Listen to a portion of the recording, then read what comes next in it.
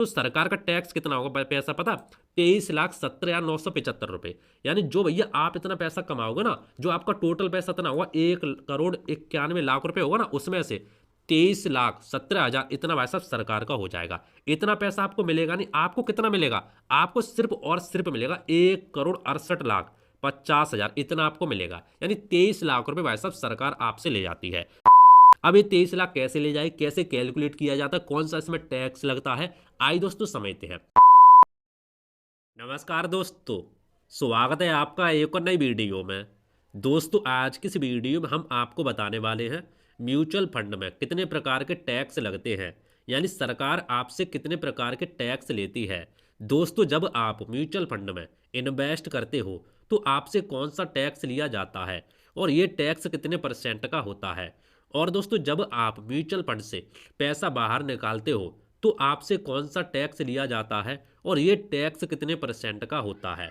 और दोस्तों यदि आप म्यूचुअल फंड से 1 साल से पहले पैसा निकालते हो तो आपसे कौन सा टैक्स लगता है, और यदि आप म्यूचुअल फंड से 1 साल के बाद पैसा निकालते हो तो आपसे कौन सा टैक्स लगता है और ये टैक्स कितने परसेंट के होते हैं और ये टैक्स कैसे कैलकुलेट किए जाते हैं। जैसा कि दोस्तों आप यहाँ पे देख सकते हैं, हमने यहाँ पे आपके लिए सारी चीज़ हमने यहाँ पे लिख के रखी है कि कौन कौन से टैक्स लगते हैं और इनका क्या क्या मतलब होता है और ये कैसे कैसे कैलकुलेट किए जाते हैं, ताकि हम आपको प्रॉपर तरीके से देसी भाषा में सारी चीज़ें समझ सकें। तो आइए दोस्तों शुरू करते हैं आज की वीडियो। दोस्तों सबसे पहले हम आपको एक एग्जाम्पल देने वाले हैं, फिर दोस्तों हम आपको बताएं कौन कौन से टैक्स लगते हैं, कितने परसेंट के होते हैं और ये कैसे कैलकुलेट किए जाते हैं।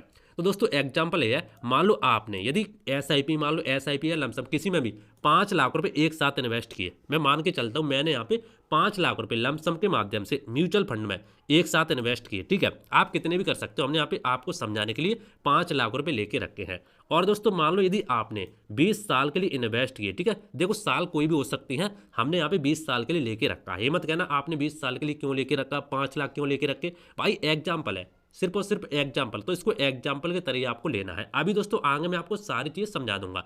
तो मान लो यदि आपने ऐसा क्या बोलते हैं म्यूचुअल फंड में लमसम के माध्यम से 5 लाख रुपए इन्वेस्ट किए और 20 साल के लिए इन्वेस्ट किए और आपको यहाँ पे CAGR रिटर्न 20% का मिला, ठीक है, तो जो आपका प्रॉफिट निकल के आएगा ना वो आपका निकल के आएगा 1,86,68,800 रुपये, इतना आपका निकल के आएगा। यदि इस जो हमारा प्रॉफिट निकल के आया है इसमें यदि हम जो अपना इन्वेस्टमेंट जोड़ दें तो आपका जो टोटल पैसा निकल के आएगा वो निकल के आएगा 1,91,68,800 रुपये, इतना आपका निकल के आएगा। अब दोस्तों हम ये आपको समझाने वाले हैं इसमें से सरकार कितना पैसा ले जाएगी, वो दोस्तों शॉर्ट में समझो, फिर हम आपको डिटेल्स में आगे सारी चीज़ समझाएंगे। फॉर एग्जाम्पल इसमें जो आपका टैक्स लगेगा ना वो आपका कितना लगेगा आगे हम आपको बताएंगे। तो सरकार का टैक्स कितना होगा पैसा पता? 23,17,975 रुपये। यानी जो भैया आप इतना पैसा कमाओगे ना, जो आपका टोटल पैसा इतना होगा 1,91,91,00,000 रुपये होगा ना, उसमें से 23,17,000 इतना भाई साहब सरकार का हो जाएगा। इतना पैसा आपको मिलेगा नहीं। आपको कितना मिलेगा? आपको सिर्फ और सिर्फ मिलेगा 1,68,50,000 इतना आपको मिलेगा। यानी 23 लाख रुपए भाई साहब सरकार आपसे ले जाती है। अब ये 23 लाख कैसे ले जाए, कैसे कैलकुलेट किया जाता है, कौन सा इसमें टैक्स लगता है, आइए दोस्तों समझते हैं। अब दोस्तों आपने एग्जाम्पल समझ लिया, अब दोस्तों हम आपको समझाने वाले हैं आप म्यूचुअल फंड में जब आप इन्वेस्ट करते हो तब से आपसे टैक्स लेना शुरू कर देती है सरकार। और वो कौन कौन से टैक्स होते हैं आइए समझते हैं। देखो जब आप सबसे पहले म्यूचुअल फंड में अपना पैसा इन्वेस्ट करते हो एसआईपी या लमसम के माध्यम से, तो सबसे पहले आपका जो टैक्स लगता है स्टाम्प ड्यूटी, आपने सुना भी होगा, आपने इस पर फोकस नहीं किया होगा। जब भैया आप इन्वेस्ट करते, फॉर एग्जांपल मान लो भैया आपने एसआईपी के माध्यम से या किसी के माध्यम से, हम मान के चलते मान लो आपने एसआईपी के माध्यम से 500 रुपये इन्वेस्ट किए किसी भी म्यूचुअल फंड में, ठीक है, हर म्यूचुअल फंड में आपको स्टाम्प ड्यूटी देना होता है। तो जब आप एसआईपी के माध्यम से या मान लो लमसम किसी के माध्यम से म्यूचुअल फंड में पैसा इन्वेस्ट करोगे तो भैया आपसे स्टाम्प ड्यूटी लेगा। तो आपके 500 रुपये म्यूचुअल फंड में नहीं लगेंगे, इसमें से कुछ कट के तभी आपके म्यूचुअल फंड में पैसा लगते हैं। ये क्या होता है आइए समझते हैं। देखो मैंने यहाँ पे लिख के भी रखा है, जब आप किसी भी म्यूचुअल फंड को खरीदते हो तो आपको स्टाम्प ड्यूटी को देना होता है। स्टाम्प ड्यूटी 0.005% लगती है। अब आप बोलोगे ये तो बहुत छोटी है, आगे हम आपको समझाएंगे कितनी छोटी है, ठीक है। जब आप म्यूचुअल फंड में जितने भी पैसे का इन्वेस्टमेंट करते हो आपके पैसों में से स्टाम्प ड्यूटी काट ली जाती है, ठीक है, उसके बाद ही आपके पैसे म्यूचुअल फंड में इन्वेस्ट किए जाते हैं। आपके समझ में आ गया दोस्तों।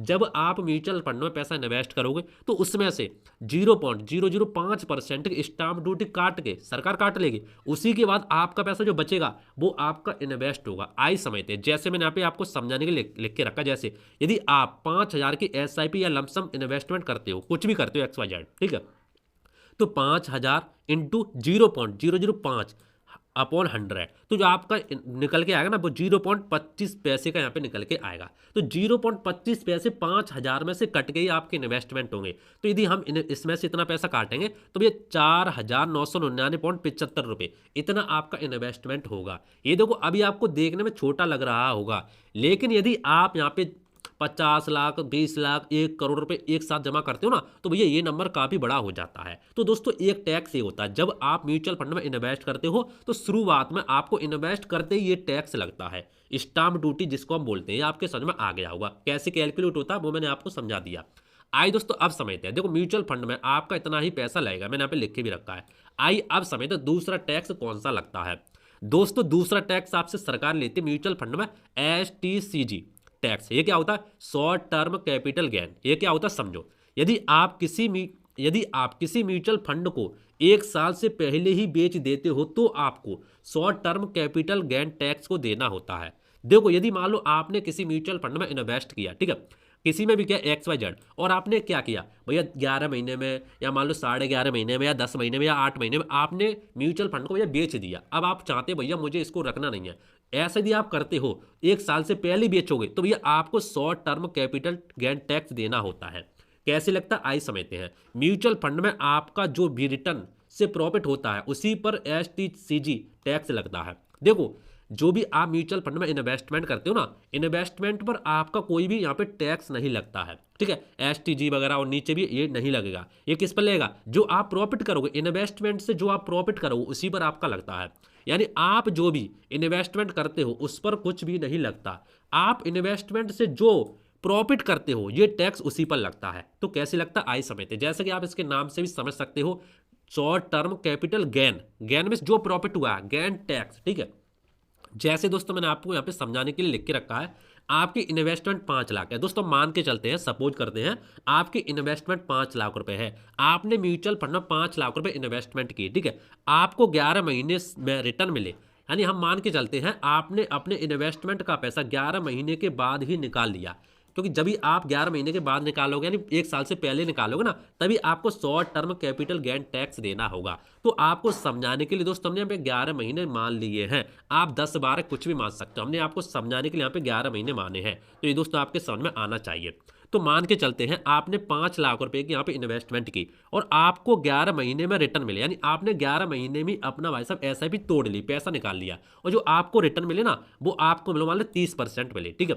तो हम यहाँ पे मान के चलते हैं रिटर्न 5 लाख पे 30%, तो भैया आपका 1,50,000 रुपये निकल के आएगा, यानी 1.5 लाख रुपये आपका निकल के आएगा। यानी भैया 5 लाख रुपये जो प्रॉफिट आपका हुआ, जो गेन हुआ वो आपका 1.5 लाख रुपये हुआ। तो अब आपका ये short term capital gain tax किस पर लगेगा? 1.5 लाख रुपये पर लगेगा, ना कि 5 लाख रुपये पे लगेगा। यानी आपके इन्वेस्टमेंट पर कोई टैक्स नहीं लगता है, सिर्फ और सिर्फ जो आप प्रॉफिट करते हो इन्वेस्टमेंट करके उसी पर लगता है। तो सिर्फ और सिर्फ 1,50,000 पर लगेगा। और दोस्तों इस टैक्स में कोई भी छूट आपको नहीं मिलती, यदि आप 1 साल से पैसे निकालते हो तो कोई छूट नहीं मिलती है। तो आपका क्या होगा, टोटल मान लो, टोटल प्रॉफिट मान लो आपका इतना है, ठीक है, 5 लाख रुपए, तो 5 लाख और प्लस हम यहाँ क्या करेंगे 1,50,000 रुपये यहाँ पे जोड़ देंगे, तो टोटल आपका भी पैसा कितना बनेगा 6 लाख 6.5 लाख रुपए आपका बन जाता है। लेकिन ये टैक्स भी तो आपको देना है, तो टैक्स किस पर लगेगा? जो आपने प्रॉफिट किया 1,50,000 रुपये, तो 1,50,000 पर भैया 20% का टैक्स लगता है। कितने का लगता है? 20% का टैक्स लगता है। मैंने यहाँ पे लिख के भी रखा है, यदि आप किसी म्यूचुअल फंड को 1 साल से पहले ही बेच देते हो तो आपको short term capital gain tax को देना होता है। ये टैक्स 20% का होता है, यानी मुझे 20% का टैक्स लगता है। दोस्तों बजट आने से पहले यह टैक्स सिर्फ और सिर्फ 15% का था, अब यहाँ पे 20% का कर दिया है, यानी 5% वैसे यहाँ पे बढ़ा दिया, ठीक है, आप समझ सकते हैं।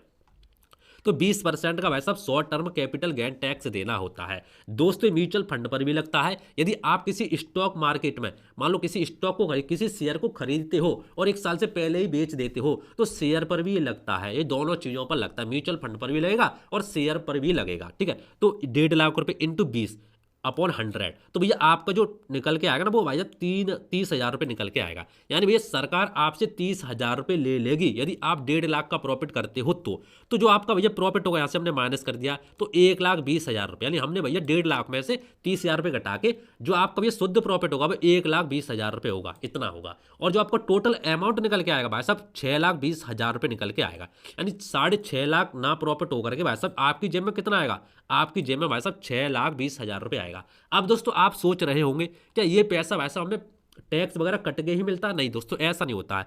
यदि आप SIP वगैरह तोड़ेंगे ना तो भैया पूरा आपको पैसा मिल जाएगा, 6.5 लाख रुपए मिल जाएगा भैया। उसके बाद आपको टैक्स देना होगा। अब आप बोलेंगे टैक्स नहीं देंगे तो सोच लो क्या क्या हो सकता है, नोटिस वगैरह कुछ भी आ सकता है, क्योंकि दोस्तों ये सारी चीज़ें ना गवर्नमेंट के कब्जे में होती हैं, सारी चीज़ें उसके पास होती है, सारी चीज़ उसके पता होती है, ठीक है। तो ये चीज़ दोस्तों आपके समझ में आ गया होगा। अब दोस्तों समय था दूसरा टैक्स आपको कौन सा देना होता है। तो दोस्तों दूसरा टैक्स आपको देना होता है यदि आप 1 साल के बाद म्यूचुअल फंड को बेचते हैं तो आपको कौन सा टैक्स देना होता है वो समझो। यदि आप ये दोस्तों देना होता है आपको long term capital gain tax, यानी LTCG, ठीक है, LTCG long term capital gain tax. यदि आप किसी म्यूचुअल फंड को 1 साल के बाद ही बेचते हो तो आपको long term capital gain tax को देना होता है। ये टैक्स 12.5% का देना होता है, यानी 12.5% का वैसा भी टैक्स लगता है। अब दूसरा पॉइंट समझो, ये टैक्स भी आपकी इन्वेस्टमेंट पर नहीं लगता, आप जो इन्वेस्टमेंट करके प्रॉफिट करते हो उसी पर लगता है। दोस्तों ये भी आपकी इन्वेस्टमेंट पर नहीं लगता, जो आप प्रॉफिट करोगे, जो आप रिटर्न बनाओगे उसी पर लगता है। दोस्तों इस टैक्स में आपको एक चीज और मिल जाती है, इस टैक्स में आपको 1.25 लाख यानी 1.25 लाख की छूट मिल जाती है। यदि आपके प्रॉफिट का पैसा इससे ज्यादा है, ज़्यादा निकल जाता है तो आपको 12.5% का टैक्स देना होता है। यानी भैया यदि आपका प्रॉफिट 1.25 लाख का है तो आपको कोई टैक्स वगैरह नहीं देना है। यदि 1.25 लाख से ऊपर निकल जाता है तो भैया आपको टैक्स देना होता है, ठीक है। यानी भैया आपको long term capital gain tax में 1.25 लाख रुपए की छूट मिल जाती है। जैसे ये कैसे कैलकुलेट होता है वो समझो, हमने यहाँ पे लिख के रखा है।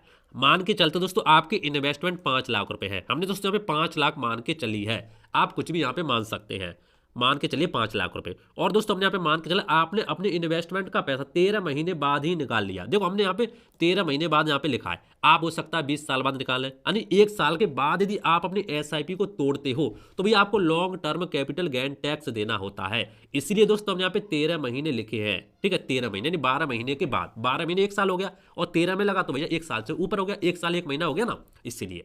तो देखो हमने यहाँ पे दोस्तों मान के चला आपको 13 महीने में रिटर्न मिले, यानी आपने भी 13 महीने में आपको भैया यहाँ पे SIP अपने तोड़ दी तो 13 महीने में आपको मान के चलते रिटर्न मिले 30% के, ठीक है, मान के चल रहा हूँ, कुछ भी हो सकता है। तो भाई साहब हम क्या करें, रिटर्न 5 लाख पे भाई साहब इंटू 30, आपका जो टोटल भाई साहब प्रॉफिट होगा वो 1.5 लाख रुपए आपके यहाँ पे निकल के आएगा। कितना निकल के आएगा, 1.5 लाख रुपए।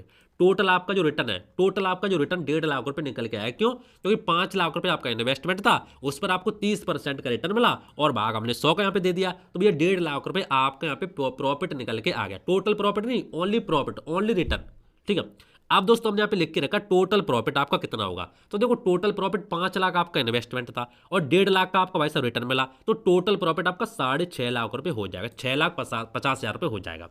अब दोस्तों समझो आपको ये टैक्स कैसे कैसे कैलकुलेट होता, कैसे कैसे किया जाता है। तो देखो अब हम क्या करते हैं भैया, जो 5 लाख रुपए इनसे तो हम बोलेंगे नहीं, क्यों? क्योंकि भाई साहब ये हमारी इन्वेस्टमेंट है, इस पर टैक्स वगैरह नहीं लगता है। बात होगी सिर्फ और सिर्फ 1.5 लाख रुपए की, ठीक है।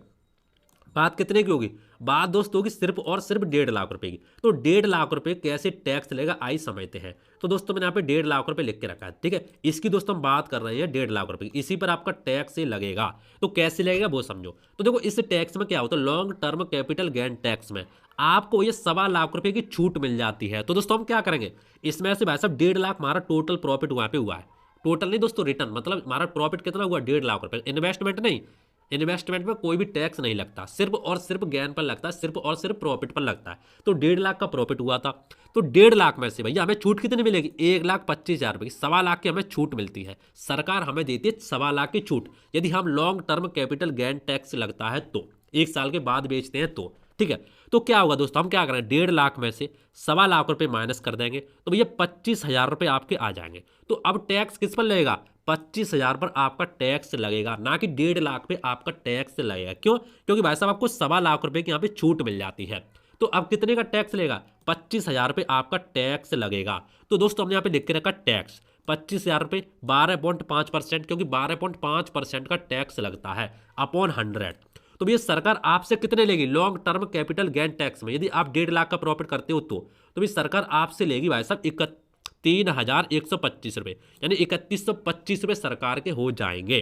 तो भैया हम क्या करेंगे, 25,000 में से 3,125 घटा देंगे, तो भैया हम हमारा कितने बचेंगे 25,000 में से 21,875 रुपये यहाँ पे बच जाएंगे। ठीक है, तो सरकार हमसे कितने लेगी 1.5 लाख में से सिर्फ और सिर्फ 3,125 रुपये लेगी। क्यों? क्योंकि भाई साहब हमें 1.25 लाख यहाँ पे छूट मिल जाती है। तो भैया नेट प्रॉफिट आपका कितना निकल के आएगा, 5 लाख आपका इन्वेस्टमेंट हो गया, और 12,000 वो सॉरी क्या बोलते हैं 1,25,000 रुपये आपका क्या हो गया, आपको यहाँ छूट मिली थी वो हो गया, और 21,875 रुपये आपका वो हो गया। तो भैया आपका जो टोटल प्रॉफिट हुआ था वो हुआ था 6,50,000 रुपये, और आपका अब कितना बचेगा टैक्स वगैरह काटने के बाद 6,46,875 रुपये। क्यों? क्योंकि 3,125 रुपये ऐसा सरकार ने हमसे ले लिए।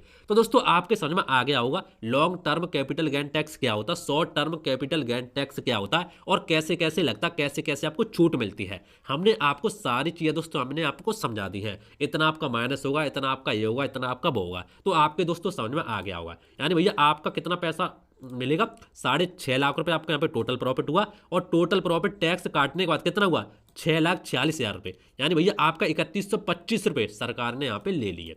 तो दोस्तों आपके समझ में आ गया। इस तरीके से दोस्तों यहाँ पे 3 टैक्स लगते हैं जो हमसे सरकार लेती है। अब दोस्तों हम बात करें म्यूचुअल फंड में, भाई साहब और भी टैक्स लगते हैं जो सरकार नहीं लेती, जो हमारे ब्रोकर होते हैं वो लेते हैं, और जो हमारे क्या बोलते हैं जो हमारे फंड मैनेजर होते हैं वो लेते हैं। जैसे देखो एक होता है भाई साहब एक्जिट लोड, आपने सुना भी होगा एक्जिट लोड। अब देखो एक्जिट लोड क्या होता है वो समझो, मैं आपको इसी टैक्स में समझा देता हूँ। सरकार का हिस्सा नहीं, सरकार नहीं लेती, मैं आपसे फिर बोल रहा हूँ ये एक्जिट लोड सरकार नहीं लेती है। एक दोस्तों होता है एक्जिट लोड, एक होता है एक्सपेंस रेशियो। देखो एक्सपेंस रेशियो की हम बात नहीं कर रहे, इसकी बात नहीं कर रहे हैं। क्यों? क्योंकि भाई साहब ये तो पहले ही कट जाता है, रिटर्न आपको बाद में दिखते हैं, एक्सपेंस रेशियो पहले ही कट जाता है।